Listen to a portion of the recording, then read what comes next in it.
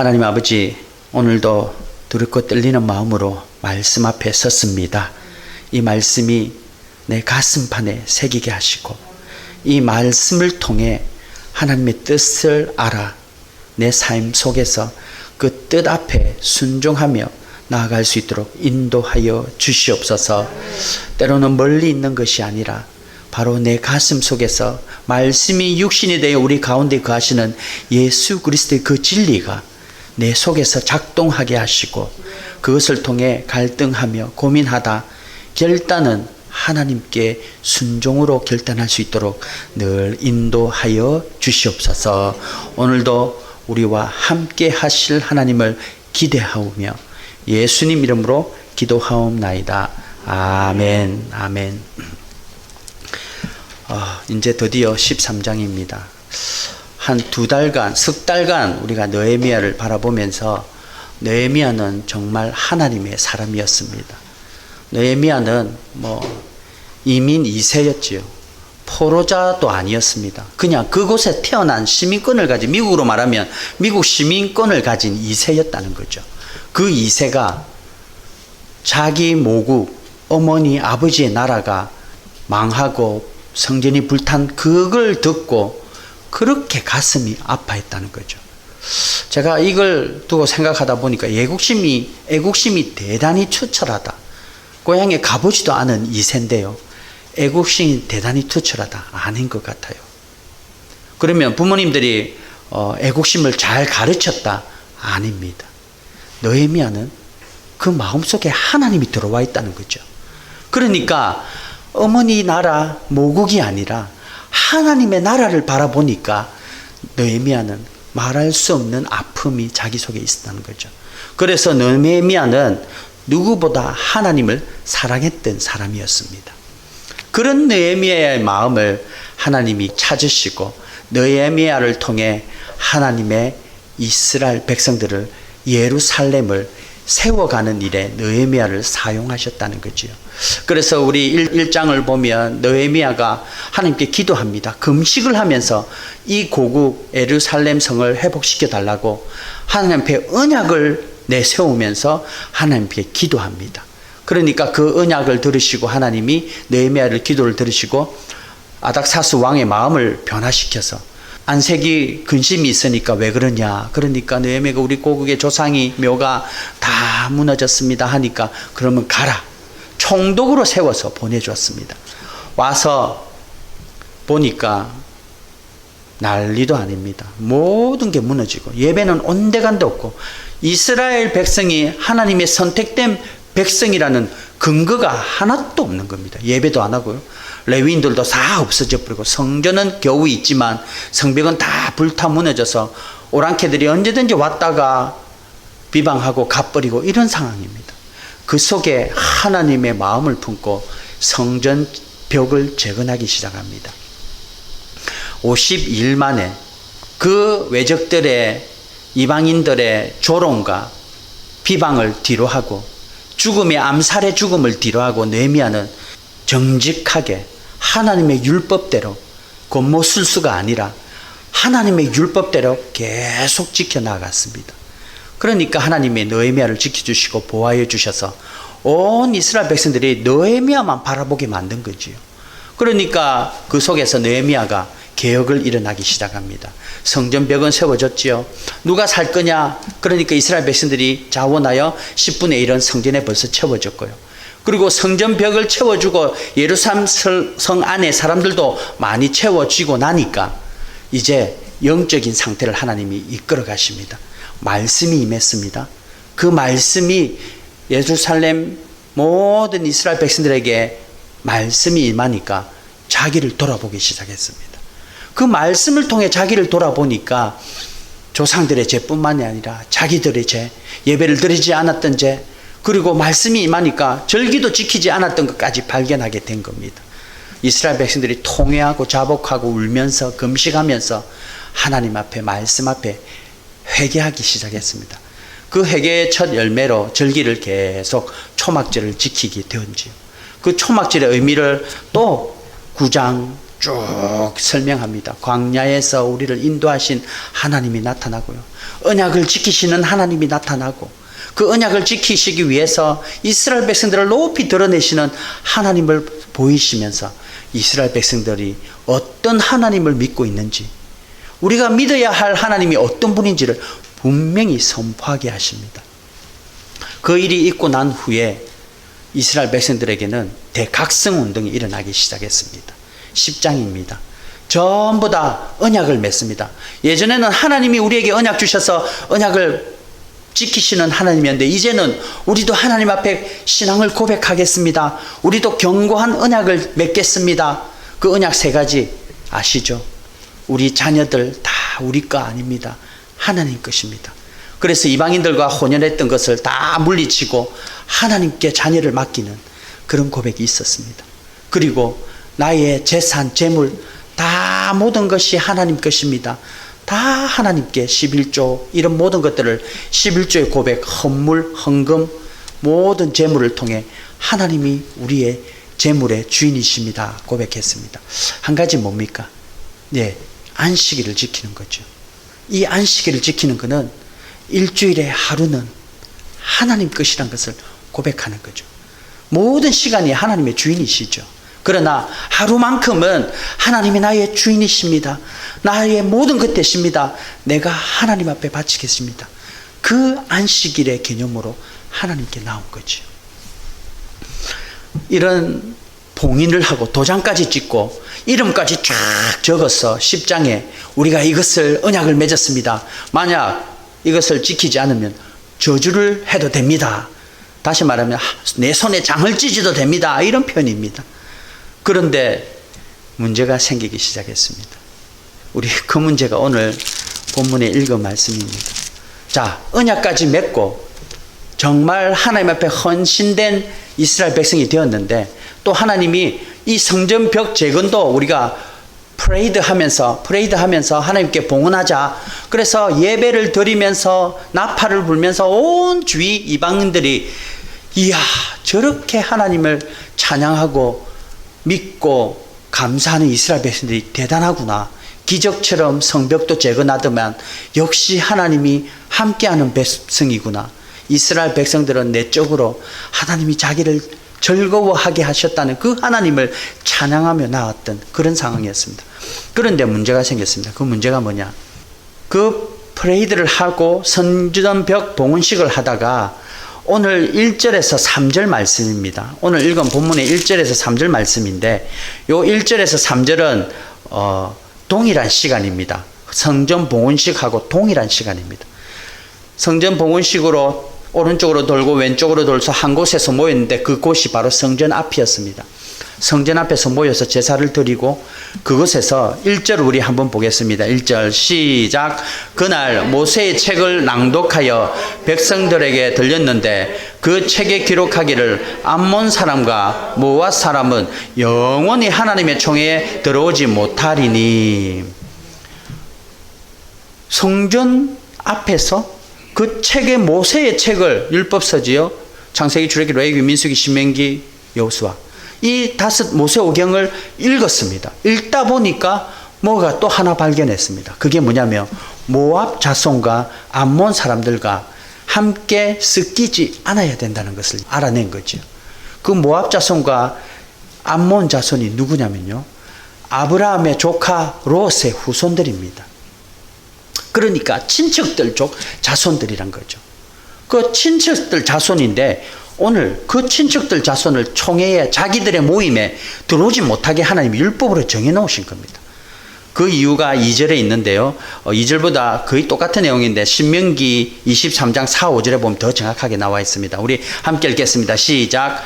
그들은 너희가 애굽에서 나올 때에 떡과 물로 너희를 길에서 영접하지 아니하고 메소포타미아의 부돌 사람 부올의 아들 발람에게 뇌물을 주어 너희를 저주하게 하려 하였으나 내 하나님 여호와께서 너를 사랑하심으로 내 하나님 여호와께서 발람의 말을 듣지 아니하시고 내 하나님 여호와께서 그 저주를 변하여 복이 되게 하셨나이다.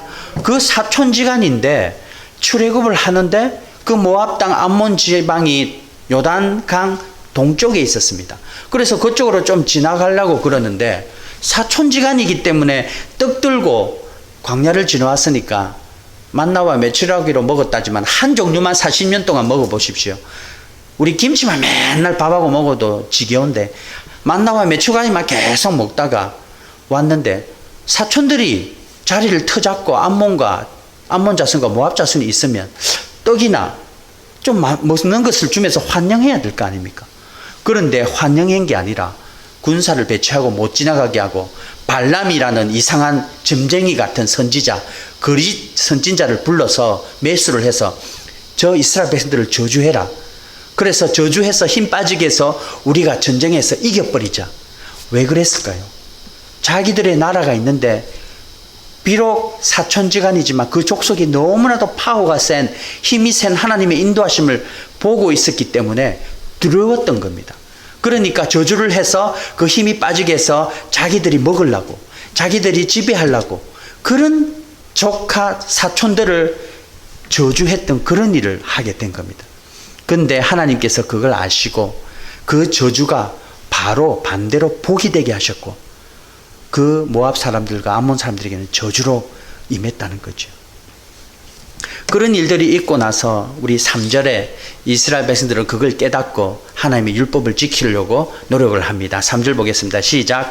백성이 이 율법을 듣고 곧 섞인 무리를 이스라엘 가운데서 모두 분리하였느니라. 율법을 딱 낭독하다가 율법을 딱 듣고 섞인 무리를 발견하게 된 겁니다. 그래서 바로 말씀이 임하니까 사람들이 행동으로 하기 시작했습니다. 이스라엘 백성들은 그런 게 참 잘하는 것 같아요. 말씀이 한번 임하니까 정말 회개도 잘하고 순종도 잘하고 헌신도 잘했습니다. 오늘도 마찬가지로 말씀이 탁 임하니까 바로 오랫동안 섞여 있던 그 무리 속에서 분리는 나누다는 겁니다. 나누다는 것은 구별하다는 겁니다. 구별하다는 것은 거룩하게 하다는 뜻을 동일한 표현입니다. 다시 말하면 자신들은 하나님의 거룩한 선민이기 때문에 하나님을 모르는, 하나님을 알지 못하는 모압 지방과 암몬 자손들을 구별되어야 된다는 것을 가르치고 있는 거죠. 그래서 당장 분리해버립니다. 자, 암몬 사람이 왜 이렇게 이스라엘 백성들을 저주하고 자기들의 신을 유혹해서 자기들의 신을 믿게 하고 이렇게 했는가? 암몬 사람들도 롯의 후손이기 때문에 아브라함의 친척들이었습니다. 그런데 이 사람들은 친척들이기 때문에 굉장히 친했습니다. 그런데 하나님을 안 믿고 이방신을 믿고 있었습니다. 그러니까 이스라엘 백성들을 친하면서 자기들의 믿는 신에게 자꾸 접붙이는 거죠. 민수기 25장을 보면 모압 여자는 이스라엘 백성 남자들을 유혹해서 자기들이 제사 지내는 바알브알이라는 신한테 제사 지낼 때 이스라엘 백성들을 다 유혹해서 그냥 다 함께 예배드리게 해버린 겁니다. 하나님이 그걸 노하셔서 다 죽여버리셨죠. 하나님은 하나님 외에 다른 신을 섬기는 사람들에게 정말 싫어하십니다. 그런데요, 더 싫어하신 것은 비슷하면서 자기들의 신을 믿는 이단들을 싫어하는 겁니다. 다시 말하면 사이비들 말하는 거죠. 모양은 비슷합니다. 자기들고 롯 아브라함의 조카였기 때문에 하나님 친하기 때문에 하나님 하면서 우리도 믿는 것 같은데 나중에는 자기들의 신을 믿는 그런 모압 자손과 암몬 자손이 되어버린 거죠. 그래서 하나님이 총회에서 그 사람들을 비록 사촌지간의 족속들이지만 선을 긋고 분명하게 구별할 겁니다. 이 구별이 우리에게 반드시 있어야 됩니다. 우리는 예수 그리스도를 통해 구별되지 않으면 우리도 암몬 족속과 모압 족속과 똑같은 자손들이 된다는 거죠. 우리가 거룩한 하나님 앞에 나아가기 위해서는 우리가 죄를 분리해야 됩니다. 근데 내 행위로 분리가 됩니까? 내 선행으로 분리가 됩니까? 내 힘으로 노력으로 안 되니까 우리는 분명한 예수 그리스도의 십자가의 능력으로 분리가 되어진다는 거죠. 그래서 교회는 예수 그리스도의 십자가의 능력이 없으면 교회가 아닙니다. 하나님의 저주뿐입니다. 그래서 우리는 날마다 예수 그리스도의 십자가를 외치고 예수 때문에 살아가고 예수 때문에 찬양하고 예수 때문에 완전해지고 예수 때문에 행복하고 예수 때문에 어렵고 예수 때문에 우리가 이 자리에서 예배드릴 수 있다는 것입니다. 오늘 이 시간 거룩하신 예수 그리스도의 십자가의 능력을 모두 믿고 예수님 이름으로 나오시는 저와 여러분 되시기를 주님의 이름으로 축원합니다. 교회는 예수 아니면 없습니다. 예수 십자가가 아니면 이단입니다. 이단. 우리 두 번째로 한번 보겠습니다. 6절을 보면요, 이런 말씀이 있습니다. 6절, 그때에 내가 예루살렘에 있지 아니하였느니라. 바벨론 왕 아닥사스다 32년에 내가 왕에게 나아갔다가 며칠 후에 왕에게 말미를 청하고. 자, 3절까지는 이제 그날 성전벽 봉헌식에 분리했던 것을 개혁을 일으켰습니다. 그리고 이제 시간이 지났습니다. 느헤미야가 성전벽 봉헌하고 또 암몬 족속과 완전히 구별되어서 이제 이스라엘 백성들의 고백이 있었지 않습니까? 잘 고백하고 언약도 맺었고 나아갔는데 느헤미야가 아닥사스 왕한테 이제 보고하러 가야 됩니다. 그게 오늘 보니까 아닥사스 왕 32년 1장에 보면 20년입니다. 아닥사스 왕 20년에 왔고 32년에 돌아가게 된 거죠. 다시 말하면 몇 년이 있었습니까? 32-20이면 12년을 있은 겁니다. 12년을 느헤미야가 예루살렘에 있으면서 같이 총독으로 있다가 12년쯤 있다가 이제 아닥사스 왕으로 돌아갔습니다. 잠시 보고하러 갔겠지요.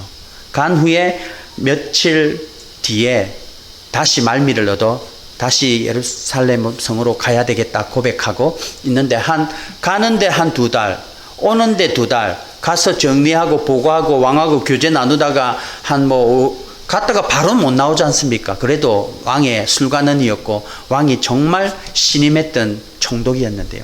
그러니까 왕하고 한 6개월 있다 보니까 거의 계산을 해보면 1년 정도가 빈 상태가 돼버린 거죠. 신학자마다 2년이 있었다. 보통 왕한테 가면 1년 정도 왕하고 교제 나누면서 왕에게 보고하면서 또 있다가 다시 총독으로 부임받는다. 이래서 한 2년 신학자들 따라 다른데요. 한 1년 정도가 보통입니다. 2달 좀 쉬고 왕에게 교제 나누다가 6개월 있다가 오면 딱 1년입니다. 1년 정도 이스라엘 백성들을 비워놨습니다. 느헤미야가. 그런데 어떤 일이 벌어진지 아십니까? 우리 한번 보겠습니다. 4절과 5절을 한번 보겠습니다. 함께 읽겠습니다. 시작. 이전에 우리 하나님의 전의 방을 맡은 제사장 엘리야십이 도비아와 연락이 있었으므로 도비아를 위하여 한 큰 방을 만들었으니 그 방은 원래 소재물과 유황과 그릇과 또 레위 사람들과 노래하는 자들과 문지기들에게 11조로 주는 곡물과 새 포도주와 기름과 또 제사장들에게 주는 거제물을 두는 곳이라. 도비아가 누굽니까? 여러분 기억하시죠? 도비아. 지난주에 기억하시죠? 퍼레이드 한 이유가 도비아가 여우도 올라가면 무너질 거 왜 만드냐 하고 비난한 그 사람이 암몬 사람 도비아입니다.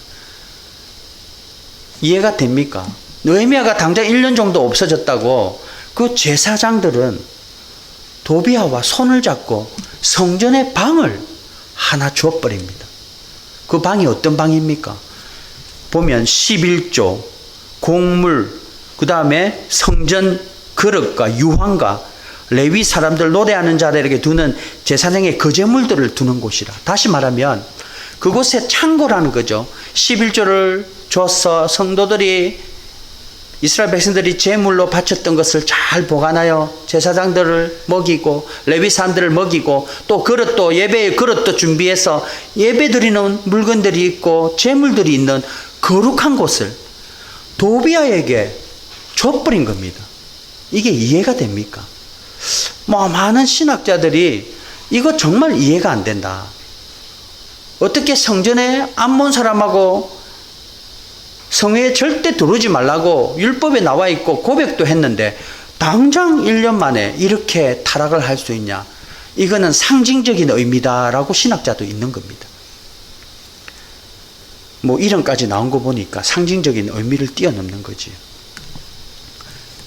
도비아가 그렇게 이스라엘 백성들과 깊이 결탁이 되어 있는 겁니다. 도비아가 누굽니까? 사촌지간 아닙니까? 사촌지간이니까 그렇게 서로 도와가며 살고 있었던 거죠. 제가 예전에 설교할 때 이야기했습니다. 제사장들이 예배도 드리지도 않고 오면 황량한 이곳에서 살기 위해 빨리 터전을 잡기 위해 거기에 지방의 유지들과 손을 잡고 혼혈을 했다는 거죠. 그래서 내 딸도 네 딸 줄게 정략 결혼을 해서 서로 기반을 잡는 그 집안 중에 하나가 연결되어 있고 계속 고리가 연결되어 있는 겁니다. 그걸 완전히 개혁을 했지만 그 피가 어디 가겠습니까? 자녀를 놓고 피가 연결되어 있는데 엄마를 보냈다 하지만 그게 연결이 끊어지겠습니까? 당장. 그게 끊임없이 연결되어 있다가 이런 상황까지 오게 된 거죠. 여러분, 하나님을 믿는 백성들도 이 성전 속에서 이런 더러운 것들을 함께 살고 있은 때가 있다는 거죠. 이스라엘 백성들이 누굽니까? 하나님을 눈으로 목도하고 하나님의 놀라운 경험을, 하나님의 홍해를 가르치고 구름기둥 불기둥으로 눈으로 목도한 그 후손들인데, 또 뒤를 돌아보면 성전벽도 재건하고 그렇게 멋지게 하나님이 자기들을 이끌어 가시는 걸 체험한 성도들인데 얼마 되지 않아 이렇게 타락하는 존재들이라는 거죠. 우리로 적용을 해보면 우리도 마찬가지입니다. 우리가 하나님의 거룩한 성전 아닙니까? 성전인데 우리 성전에 도비아의 방을 가지고 있다는 거죠. 여러분들에게는 어떤 도비아의 방을 가지고 있습니까? 오늘 본문에서는 제물과 거제물과 식기들과 제사를 드리는 물건들이 있는 방이었는데, 여러분들은 하나님의 성전을 더럽히는 어떤 방이 들고 있습니까? 이거는 인간의 한계입니다. 어떤 사람은 거룩한 하나님의 성전 하나님만 바라봐야 되는데 자꾸 세상의 재물을 바라보기도 하고, 어떤 사람은 권력, 어떤 사람은 세상의 정욕, 이생의 자랑, 이런 것들이 자꾸 내 상의 방을 차지하고 도비아의 방처럼 내 방을 어지럽게 하는 그런 모습들이 바로 우리의 모습 아니겠습니까? 그게 하나님 앞에 큰 잘못임을 우리는 압니다. 그래서 오늘 느헤미야는 그런 성전 더럽힌 이 도비아 방을 당장 가서 그냥 다 강도의 구렬로 만든 성전처럼 예수님이 엎었던 것처럼 도비아의 모든 물건을 다 엎어버립니다. 그리고 그곳에 하나님 물건을 다 적고 흩어져 버린 레위들을 찾아서 거기에 다 채워넣게 하는 일들을 개혁으로 일어난다는 거죠. 여러분, 우리들도 우리가 이 내 속에 하나님 믿는다, 하나님 믿습니다, 예수님 믿습니다 하고 나아가는데요, 계속 삶 가운데 하나님보다 조금씩 자리를 차지하고 있는 제약들이 분명히 있습니다. 그것을 드러내야 되는데, 드러냈다고 생각하는데 다음에 보면 또 자리 차져 있고 언제든지 반복되는 그런 우리의 연약함이 늘 가지고 있습니다. 그러나 우리 하나님은 우리를 그런 모습을 아십니다. 아시기 때문에 우리가 그 노력과 그 끊임없는 행위를 통해 하나님께 나아오지만 계속 내 속에서 자리 잡고 있는 그 방의 모습을 우리 하나님은 아시기 때문에 그 방을 성령 하나님으로 채워주시기를 원하셨습니다. 그 성령 하나님이 육신이 되어 우리 가운데 가시는 예수 그리스도의 말씀으로 우리가 채워지기를 원했다는 거죠. 그래서 오늘 제목이 말씀으로 시작하여 예배와 기도로 이루어집니다 라는 제목입니다. 말씀이 없으면 계속 내 방에 다른 것을 찾아 넣게 되는 겁니다. 그리고 오늘 이스라엘 백성들도 말씀이 임하니까 자기들이 지금 어떤 신앙생활을 하고 있는지 눈에 보이고 분리하기 시작했고, 말씀이 임하니까 자기가 성전에 이런 도비아가, 암몬 족속인 이 도비아가 우리와 총에 들어오지 말아야 되는데 방을 차지하고 있는 것을 깨닫고 개혁이 일어나고 느헤미야가 방을 청소하게 만들었다는 거죠. 우리도 말씀을 통해 예수님이 원하시는 뜻을 분별하고 내 속에 있는 그 방을 계속 말씀으로 깨끗이 씻고 예수 그리스도의 이름의 능력으로 늘 청소하시는 저와 여러분 되시기를 주님의 이름으로 축원합니다. 그 모습이 하나님 사람처럼 하나님을 믿는 그리스도처럼 한 걸음 한 걸음 나아가는 발판이란 거죠. 자, 우리 또 세 번째 한번 보겠습니다. 이런 성전을 청소를 하고 도비아를 쫓아내면서 또 10절에 보면 이런 말씀이 있습니다. 우리 10절 함께 읽겠습니다. 시작. 내가 또 알아본 적 레위 사람들이 받을 몫을 주지 아니하므로 그 직무를 행하는 레위 사람들과 노래하는 자들이 각각 자기 밭으로 도망하였기로. 한 절 더 읽겠습니다. 시작. 내가 모든 민장을 꾸짖어 이르기를 하나님의 전이 어찌하여 버림바 되었느냐 하고 곧 레위 사람을 불러 모아 다시 제자리에 세웠더니. 자, 도비아의 그런 11조 건재물이나 성전의 기물을 저장해야 되는 그 창고에 도비아가 들어오고 난 후부터는 그곳에 레위를 주기 위한 11조나 그런 것들이 있어야 되는데, 재물이 있어야 되는데, 그게 도비아와 다 열쇠가 도비아에 가버리고 제사장들은 그와 손 마주쳐버리고 손 잡아버리고, 그러니까 레위인들은 먹을 수가 없는 겁니다. 그러니까 오늘 여기에서 우리가 표현을 한번 굳게 짚고 넣어가야 될게요. 레위 사람들과 노래하는 자들이 각각 자기 밭으로 도망하였기로. 도망을 가버린 겁니다. 그냥 뭐 먹을 게 없으니까 살기 위해서 자기 밭이나 경작하면서 먹으려고 갔다 흩어졌다 이렇게 표현해도 되는데, 레위인들을 도망갔다고 표현을 하는 거죠. 자, 레위인들이 뭐라고 고백했습니까? 우리 10장에 더 이상 여호와의 전은 버리지 아니하리라 고백을 했지 않습니까? 근데 버려버리고 자기 살라고 간 걸 하나님은 너희매를 통해 도망하였다라고 이야기한 겁니다. 이게 레위인들이 지금 현재 목회자들, 사역자들을 이야기한다고 생각합니다. 그래서 목회자들은 그런 재정과 그런 어려움 속에서 피해버리고 포기해버리는 게 아니라 끝까지 죽으면 죽으리라고 지켜야 되는데, 그걸 포기하고 살려고 간 그 모습을 오늘 본문에서는 도망하였다고 이야기를 하는 거죠. 그래서 부끄럽습니다. 생존을 위해 간 게 하나님 앞에서는 도망이 되어버린 거죠. 아마 저에게도 이런 어려움이 오면 어찌 될지 모르는 거죠. 다른 잡을 구해야 되고, 이런 상황이 오면 성경 본문처럼 도망하여 갔다고 표현이 될 수도 있는 거죠. 그런데 중요한 것은 레위인들이, 목회자들만, 우리 종교 지도자만이 아니라 바로 여러분들 레위인이 될 수 있다는 거죠.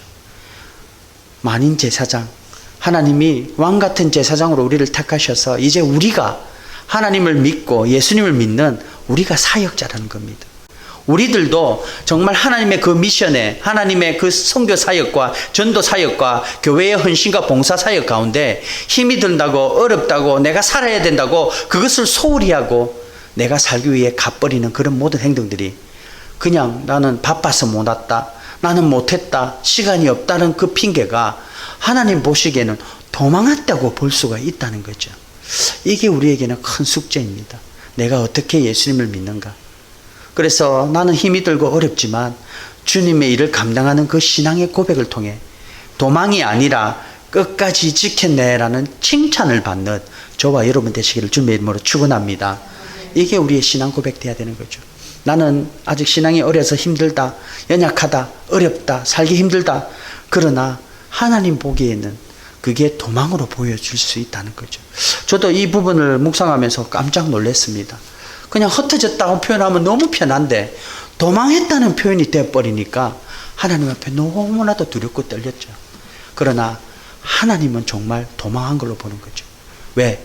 내가 너희를 먹이겠다고 약속하셨고, 내가 너희를 입히겠다고 약속하셨고, 내가 너희를 살리겠다고 약속하셨고, 내가 너희의 생명의 주관자이심을 약속했는데 우리는 내가 살려고 갚버리고 내가 뭔가 해보려고 갚버리는 그 도망자가 돼버린 거죠. 지금 이 시대에 이런 고백이 우리의 고백이 되어야 될 줄 믿습니다. 우리의 생명은 하나님께 달려 있습니다. 내가 병이 걸리든지 내가 코로나 바이러스로 죽든지 내가 교통사고로 죽든지 오래오래 살다가 죽든지 우리의 생명은 하나님께 달려있는 줄 믿습니다. 이게 우리 믿는 사람들의 고백이어야 되는 거죠. 내 생명이 하나님께 달렸다면, 하나님이 나의 생명의 주관자라면 내가 누구에게 목숨을 걸겠습니까? 내가 가지고 있는 돈에 걸겠습니까? 내가 가지고 있는 그 경험과 권력에 걸겠습니까? 내가 가지고 있는 그 건강에 걸겠습니까? 하나님께 거는 게 지혜라는 거죠. 오늘 하나님이 도망갔다고 표현하는 것은 너희들은 불신으로 그냥 나를 버리고 갔다, 그렇게 하나님은 생각하신다는 거죠. 강한 표현입니다. 이 성경은 강한 표현입니다. 그러나 성경은 진리입니다. 생명은 하나님께 달려 있습니다. 그래서 우리가 더 기도하시고 더 하나님께 와서 하나님께 매달릴 때 하나님은 우리를 통해 하나님의 놀라운 일들을 이루시고 성취하시고 행하실 줄 믿습니다. 14절을 보면요, 느헤미야가 이 개혁을 하고 나서 하나님께 기도하는 내용이 나옵니다. 우리 14절 함께 읽겠습니다. 시작. 하나님이여, 이 일로 말미암아 나를 기억하옵소서. 내 하나님의 정과 내 모든 직무를 위하여 내가 행한 선한 일을 도말하지 마옵소서. 개혁을 했는데 갑자기 하나님께 이렇게 기도합니다. 하나님 잊지 마세요. 하나님 나를 기억해 주세요. 하나님 나의 이런 일을 도말하지 마세요. 이게 무슨 상황인 줄 아십니까? 개혁한다고 개혁을 해버리고 성전을 청소한다고 도배할 거를 다 버려버렸는데 자기를 따라오는 사람들이 거의 없는 겁니다. 다 저 왜 저러지? 우리도 살아야 되는데 왜 우리를 도망자라고 생각하느냐? 우리는 살 길이 없는데 어떻게 하냐? 자기가 먹여줄 거냐? 느헤미야가 너무 외로운 겁니다. 그러니까 느헤미야는 기도하면서 하나님께 저렇게 하나님을 붙드는 겁니다. 하나님이여, 다시 읽겠습니다. 하나님이여, 이 일로 말미암아 나를 기억하옵소서. 내 하나님의 정과 그 모든 직무를 위하여 내가 행한 선한 일을 도말하지 마옵소서. 없애버리지 마옵소서. 하나님 나를 좀 힘있게 도와주십시오라는 하나님께 붙들린 기도를 하고 있다는 거지요. 우리가 신앙생활 할 때 나를 버리고 나를 내려놓고 하나님께 좀 다가가려면 정말 외롭습니다. 고독하게 됩니다. 세상 친구는 다 멀어질 수밖에 없고요. 심지어는 나의 가까이 있는 가족들조차도 나를 굉장히 힘들어할 때가 참 많습니다. 그러나 우리 하나님은 그런 우리들의 고백을 간절히 원하고 받고 고백하기를 원하고 계시다는 겁니다. 우리 하나님은 내가 행한 저 선한 일을 도말하지 마십시오. 하나님 기억해 주십시오라고 외치는 그 고백에, 느헤미야의 고백을 하나님은 기뻐 받고 계시다는 거죠. 그래서 우리는 기도가 우리의 힘입니다. 하나님 앞에 힘들 때마다 기도하며 나올 때 하나님의 위로가 저와 여러분의 삶 가운데 있기를 간절히 바랍니다. 힘들 때, 여러분들은 제일 힘들 때 누구를 찾아갑니까? 누구를 의지합니까? 한번 생각해 보십시오. 내가 정말 힘들고 어려울 때 누구를 찾아가고 누구를 의지합니까? 그게 바로 여러분의 제일 최고에 두고 있는 그것입니다. 근데 기도는요, 기도를 하는 순간 그 자리에 하나님이 계시다는 거지요. 우리 하나님께 늘 기도하시기 바랍니다. 힘들고 어려울 때 사람을 쫓아, 권력을 쫓아, 가진 것을 쫓아, 건강을 쫓아 가지 말고 정말 하나님 앞에 기도하며, 오늘 느헤미야가 아무도 자기를 따라주지 않고 어려운 가운데 하나님 나를 기억하여 주시옵소서, 나를 도말하지 마여 주시옵소서라고 외치는 그 고백을 통해 하나님은 느헤미야를 안아주고 계시다는 것을 잊지 마시고 늘 하나님께 나오는 기도의 제목들이 되시기를 주님의 이름으로 축원합니다. 우리 15절과 19절을 보면요, 안식일의 문제가 또 생기기 시작했습니다. 우리 15절 19절인데요 한번 빨리 읽겠습니다. 시작. 그때에 내가 본즉 유다에서 어떤 사람이 안식일에 슬터를 밟고 곡식단을 나귀에 실어 운반하며 포도주와 포도와 무화과와 여러 가지 짐을 쥐고 안식일에 예루살렘에 들어와서 음식물을 팔기로 그날에 내가 경계하였고 너희 조상들이 이같이 행하지 아니하였느냐. 그래서 우리 하나님이 이 모든 재앙을 우리와 이 성읍에 내린 것이 아니냐. 그럼에도 불구하고 너희가 안식일을 범하여 진노가 이스라엘에게 더욱 심하게 임하도록 하는도다 하고. 느헤미야가 1년 동안 없는 사이에 그 안식일을 지키고 예배를 지키고 성전을 지키겠다고 버리지 않겠다고 고백했던 사람들이 안식일 날 저런 상황이 되어버린 겁니다. 안식일 날 여러 상인들이 안식일 날 이스라엘 백성들이 다 모이니까 거기 와가지고 물건을 팔기 시작합니다. 술도 팔고 각종 희한한 것도 팔고, 뭐 유대인들은 아주 상인들이 많았기 때문에 외국에서 가져온 희한한 물건들을 막 팔기 시작한 겁니다. 그러니까 안식일 날 하나님을 기억하고 거룩히 지켜야 될 건데 막 물건에 팔려서 안식일은 온데간데 없고 거기에 팔려서 사고 팔고 자기 원하는 것을 이루고 있었다는 거죠. 안식일의 개념이 뭡니까? 쉬어라. 그 쉬면서 내가 천지를 창조하는 누렸던 것을 함께 누리면서 나와 사랑 나누자. 그 개념입니다. 제가 세례 공부하면서 안식일의 개념을 우리 청년들에게, 민준이에게 또 우리 하람에게 잘 설명하기 위해서 고민하다가 여자의 비유를 했습니다. 그런데 참 하나님이 주신 지혜인 것 같아요. 자, 보십시오. 애인이 있는데 애인이 너무 바빠서 학교도 다니고 이러다가 일주일에 한번 우리 어느 카페에 모여서 우리 거기에서 만나서 우리 영화도 보고 데이트하자. 그래서 일주일에 한번 약속을 정했습니다. 그런데 갑자기 전화가 온 겁니다. 자기야, 내가 지금 갑자기 급한 일이 생겨서 못 오게 돼서 미안해. 그러니까 A는 그래 알았어. 섭섭하지만 다음 주를 기약합니다. 다음 주에 왔습니다. 근데 또 전화가 옵니다. 자기야, 또 일이 있어. 미안해. 내가 너무 바빠. 그래서 못 갈 것 같아. 그 애인의 마음은 어떻습니까? 뭐야, 무슨 일인데 내보다 더 중요해? 다음에 또 전화가 왔습니다. 야, 이번에도 있어. 못 가. 그러면 애인은 뭐라고 생각합니까? 저 내 안 사랑하네. 내 사랑한다고 말만 하지만 내 사랑하는 게 아니네. 나는 자기를 보고 싶어서 어떤 일보다 이 날을 정해서 이 날은 꼭 시간 지켜서 자기와 데이트하기를 원하는데 왜 자기는 그 일이 더 중요한 것처럼 저렇게 약속을 어기지? 마음이 섭섭하고 멀어지고 헤어지지 않겠습니까? 우리 하나님이 똑같은 마음입니다. 이 안식일 개념이 그 마음입니다. 하나님이 6일을 너 마음대로 열심히 일하고 열심히 세상 것을 일하면서 최선을 다해라. 그러나 이 하루만큼은 나와 함께 데이트하면서 스트레스를 풀고 사랑하는 사람끼리 스트레스를 풀고 내 안에서 누리다가 힘 얻어 세상에 6일 동안 또 잘 살게 가기 위해 만나자. 그 안식일이 왜 다른 것에 자꾸 밀려나게 된 거는? 예수님을 믿는다면 첫 번째 고백이 안식일은 지키겠습니다. 하나님, 이 예배는 반드시 하나님 만나는 시간으로 지키겠습니다 라는 고백이 진정한 고백이 하나님을 사랑하는 고백이란 거죠. 하나님을 말로 사랑한다 전화로 사랑해 아무 소용없습니다. 예배에 안 나오면. 하나님 말씀을 알려고도 안 하고 하나님 말씀을 듣지도 않고 예배에 나오지도 않는다면 내가 말로만 전해서 사랑한다 아무 소용없다는 거죠. 그래서 예배를 통해 그리스도인은 특권을 누리는 그 특권을 포기하는 어리석음을 행하면 안 된다는 겁니다. 지금 이 시대에 예배의 개념이 자꾸 바뀌기 시작하는 과도기에 있습니다. 그런데 예배는 이 원리 한 가지입니다. 더 이상 없습니다. That's it입니다.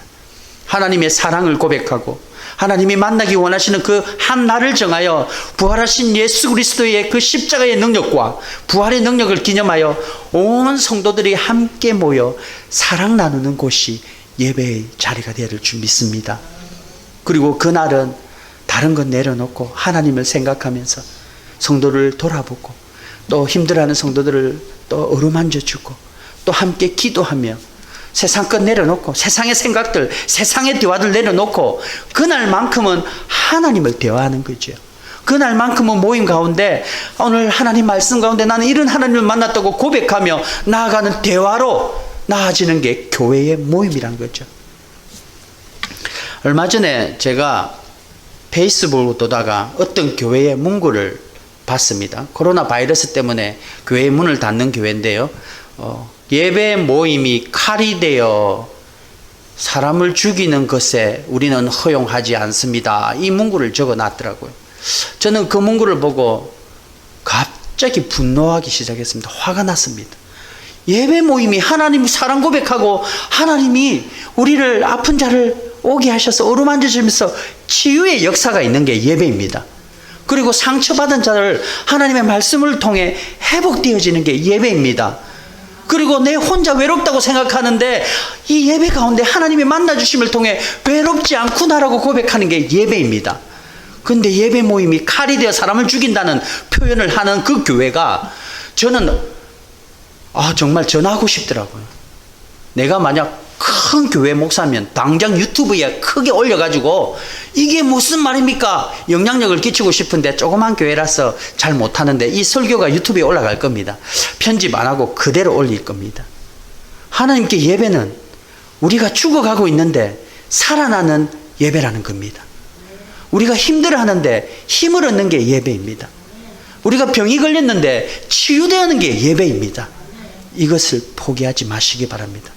믿음이 없는 자가 예배 가운데 와서 굳건한 믿음으로 하나님을 만나는 곳입니다. 그래서 믿음이 없고 나는 연약하다면 더 예배 자리에 애를 써서 오십시오. 그러면 분명히 하나님을 만나 주실 줄 믿습니다. 그 만남이 우리의 믿음의 성장이 될 줄 믿습니다. 자, 그리고 우리 마지막으로 23절과 24절을 보겠습니다. 23절, 24절 우리 함께 읽겠습니다. 시작. 그때에 내가 또 본적 유다 사람이 아스돗과 암몬과 모압 여인을 맞아 아내로 삼았는데 그들의 자녀가 아스돗 방언을 절반쯤은 하여도 유다 방언은 못하니 그 하는 말이 각 족속의 방언이므로. 혼혈했습니다. 이방인들과 결혼하는 거, 외국인들과 결혼하는 건 문제 아닙니다. 종교가 다른 사람들과 결혼한 걸 이야기하는 겁니다. 종교가 다른 사람들과 결혼을 하니까 이제 종교가 틀려지는 겁니다. 자녀 교육이. 오늘 여기서 24절에 아스돗 방언을 절반쯤은 하여 또 유다 방언은 못하니라. 유다 방언이 뭐냐면 성경입니다. 성경. 다시 말하면 혼혈과 결혼하니까 어머니들이 성경을 안 가르치게 된 겁니다. 그러니까 애들이 유다 언어도 하나도 못하고 성경은 온데간데 없고 성경을 가르치지 않고 이래 되니까 자녀 교육이 문제가 된 겁니다. 그러니까 느헤미야가 이것을 알고 얼마나 화가 났으면은 제가 파워포인트로 쓰진 않았지만 제가 읽어드리겠습니다. 얼마나 화가 났으면은 이렇게 얘기합니다. 찾아가서 내가 그들을 책망하고 저주하며 그들 중에 몇 사람을 때리고 그들의 머리털을 뽑고 이르되 너희는 너희 딸을 그들의 아들에게 주지 말고 너희 아들들이나 너희를 위하여 그들의 딸을 데려오지 아니하겠다고 하나님을 가르쳐 맹세하라 하고, 느헤미야가 얼마나 화가 났으면 머리를 뽑아버리고 그냥 막 때려버렸다는 거죠. 다시 말하면 신방 가가지고 막 이게 뭐 하는 짓이냐 이러면서 성경도 안 가르치고 이방인과 결혼하지 말랬더만 하면서 막 머리털을 다 뽑아버리고 막 때려버렸다는 거예요. 얼마나 화가 났으면. 하나님 앞에 자녀들이, 아무것도 모르는 자녀들이 하나님을 더 사모하게 하고 하나님의 말씀으로 키워야 되는데 그게 안 되는 혼혈을 금지했는데 그것을 이르더라 암몬 자손이나 모압 여인들이 그렇게 예쁘답니다. 미인들이래요, 미인들. 그리고 유대인 여자들은 광야에서 때 얼굴만 타가 시커멓고 암몬 여인들은 굉장히 미인. 그래서 그걸로 다 유혹이 돼버린 겁니다. 그게 지리적으로 그 분들의 인종적으로 미인들이 많이 있는 그런 지역이랍니다. 얼마나 화가 났으면 머리털 뽑아버리고 때려버리고 데리고 오겠습니까? 느헤미야가 그 사람들 I don't care, 내 새끼 아니니까 이런 마음이었다면 그렇게까지 하겠습니까? 느헤미야는 하나님이 백성이 내 형제고 내 자손이고 내 새끼라는 것을 알고 깨닫고 가서 부모들의 머리털을 뽑아버린 겁니다. 저도 이렇게 했으면 좋겠습니다. 성도님들이 만약 하나님 말씀 앞에 제대로 서지 못하면 가서 머리털을 뽑아버리고 혼을 내고 혼꾸정을 내는 목회자 될 것입니다. 여러분들이 안 받아주면 어쩔 수 없지만 만약 저를 사랑하시고 서로 사랑한다면 저도 이렇게 할 겁니다. 느헤미야가 이렇게 하고 나서요 또 기도합니다. 하나님 앞에 31절 우리 함께 읽겠습니다. 또한 정한 기한에 나무와 처음 익은 것들을 드리게 하였사오니 내 하나님이여 나를 기억하사 복을 주옵소서. 느헤미야가 머리도 뽑고 하니까 저게 미쳤나 저게 하면서 막 사이가 안 좋아졌겠죠. 그런데 또 하나님께 기도합니다. 하나님, 내 하나님 마음 가지고 있는 거 아닙니까? 하나님의 그 사랑하는 인자를 헤세드 사랑을 품고 하나님의 백성들을 내가 똑같이 하나님 마음으로 가는 거 아닙니까? 하나님 기억하소서. 하나님께 또 기도하고 나아가는 거죠. 여러분, 성도를 사랑한다면요 예배를 빠지고 불신앙적으로 가는 사람들에게 정말 사랑으로 건면하셔야 됩니다. 하나님이 너희를 사랑하는데 네 이러면 안 된다. 하나님이 볼 주실 거다. 정말 나는 너를 사랑하기 때문에 너를 이렇게 한다. 말 안 들으면 머리를 뽑아 보십시오. 그런 마음으로 하나님의 마음을 품고 이스라엘 백성들을 보고 나아갔던 이 느헤미야. 결국 하나님이 느헤미야를 너무 기뻐 받으십니다. 만약 느헤미야가 그 마음이 아니라 저 페르시아의 그 땅에서, 그 당시 페르시아는 제국입니다. 바벨론이 무너지고 로마 제국 전에 너무나도 큰 제국이었습니다. 그 제국의 술관원장이면 세상의 권력과 명예는 다 누리고 있었다고 이야기해도 과언이 아니죠. 그 속에서 그걸 포기하고 이스라엘 백성들에 와서 하나님의 마음을 품고 눈물로 이스라엘 백성들에게 호통치고 개혁을 하고 있는 겁니다. 여러분, 우리가 성도를 돌아볼 때 이 마음으로 돌아보시기 바랍니다. 그냥 남이 아니라 저 사람은 나하고 틀려가 아니라 하나님 마음으로 하나 되게 하시고 예수 그리스도의 이름의 능력으로 하나 되어서 성도들이 더 신앙으로 설 수 있도록 모이면 하나님 얘기하고 모이면 하나님을 권면하고 모이면 예수 그리스도의 은혜를 권면해서 점점 하나님이 세워져 가는 우리 사라소타 한인 장로가 교회가 되기를 주님의 이름으로 축원합니다. 개혁을 하면 하나님의 신앙을 지키려고 하면 적들이 많이 생깁니다. 그러나 그 적들조차도 사랑하시고 하나님이 끊임없이 우리를 붙들어 주시고 위로해 주시는 그 기도 속에서 하나님을 만나시고 힘 얻어 끊임없이 주님의 마음을 품고 성도를 돌아보고 교회를 세워가고 하나님의 일을 감당하는 사명자로 늘 나를 날마다 말씀으로 시작하여 예배와 기도로 개혁되어지는 그런 저와 여러분이 되기를 주님의 이름으로 축원합니다. 우리 기도하겠습니다. 이 시간 말씀 붙들고 기도하겠습니다. 이 시간 우리가 말씀을 생각하면서 하나님, 내 마음속에 도비아의 방이 무엇이 있습니까? 하나님, 예수 그리스도의 십자가의 능력으로 내려놓습니다. 고백하게 하시고 내가 하나님을 외면하고 하나님 세상 것이 좋아서 세상 것과 혼혈하며 나아갔던 것 무엇입니까? 아버지 하나님, 이 시간 다 고백하게 하시고 이 시간 하나님만을 붙들며 하나님 앞에 온전히 하나님 마음을 품고 성도를 돌아보며 나아갈 수 있도록 하나님 도와주시옵소서. 이 시간 말씀 붙들며 기도하고 나가겠습니다. 기도하겠습니다. 아버지 하나님, 붙들어 주시옵소서. 우리가 연약합니다. 하나님, 정말 하나님을 의지하며 하나님을 믿는다고 하는 그리스도인이지만 내 마음속에 하나님보다 앞서가는 것들이 너무나도 많습니다.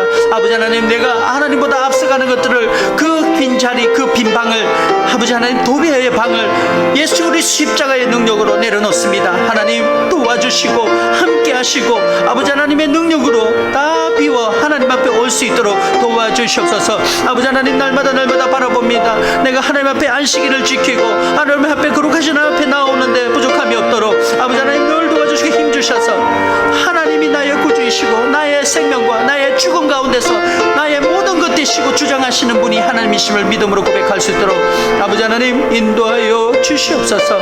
함께하여 주시옵소서. 우리 하나님을 의지합니다. 도와주시옵소서. 아버지 하나님 아버지, 우리들은 잠시 돌았으면 하나님은 온데간데 없고 내 방에 도비야만 가득 찰 때가 많습니다. 아버지 하나님, 이런 우리들을 인도하여 주셔서 예수 그리스도의 십자가의 능력으로 내 방에 가득 채워 주시옵소서. 아버지 하나님, 하나님의 그 안식일의 개념을 사랑하여 우리와 만나기를 원하시는 그 하나님의 만남을 빼앗기지 않도록 도와주시고, 그 고백을 통해 하나님이 힘주셔서 세상에 나아가 승리하며 나아갈 수 있도록 도와주시옵소서. 아버지 하나님, 다른 것과 분리되기를 원합니다. 하나님, 우리 자녀들이 하나님의 안에서 말씀으로 양육하기를 원합니다. 세상의 것과 분리되어 늘 하나님 안에 거하게 하시고, 그 하나님을 의지하는 믿음으로 우리가 날마다 설 수 있도록 도와주시옵소서. 오늘도 우리와 함께 하실 하나님을 의지하며 예수님 이름으로 기도하옵나이다. 아멘.